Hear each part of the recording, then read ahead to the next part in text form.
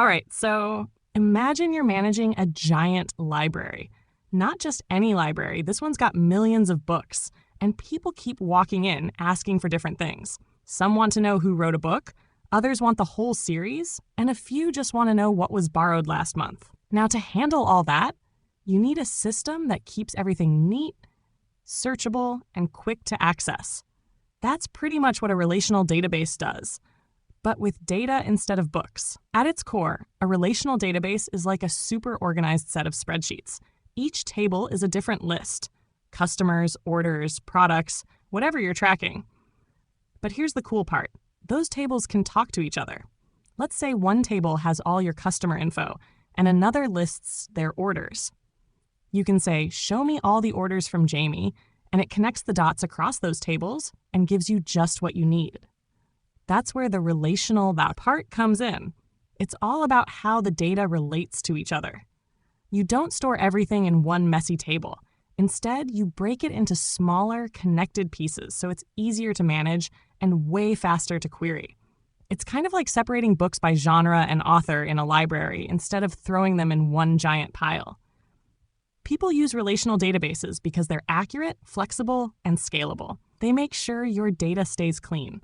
If a customer changes their name or email, it updates in one place and everything else stays in sync. And when you want to dig into the data, you can ask it almost anything, and it'll deliver answers fast and precisely. Plus, as your app or business grows, a good relational database can grow with you. But here's the thing. Growth doesn't come without challenges. When your database is small, one server can handle everything. But as traffic picks up, that one server starts sweating. So how do you scale it? First, there's vertical scaling. That's just a fancy way of saying, let's upgrade the machine. Add more memory, faster processors, bigger storage. It works, up to a point. Eventually, you hit a wall. You can only upgrade so far before it gets crazy expensive or technically impossible. That's where horizontal scaling comes in.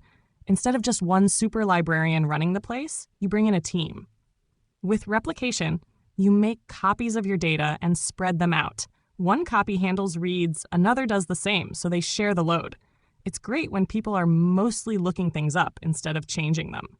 Then there's sharding, which takes things a step further. Instead of copying the same library, you split it. Maybe one handles customers from A to M, another from N to Z.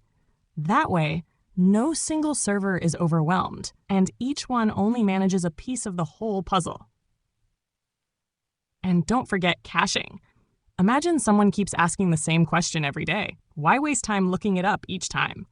So you write the answer on a sticky note and stick it right on the desk. Caching stores frequently use data in memory, so the system doesn't have to dig through everything to answer repetitive queries. So, to wrap it all together, relational databases are like carefully curated libraries built for clarity, speed, and reliability. And scaling them is about knowing when to upgrade your gear, when to share the workload, and when to just remember the stuff people ask about the most. It's not magic. It's just smart organizing and the right strategy at the right time.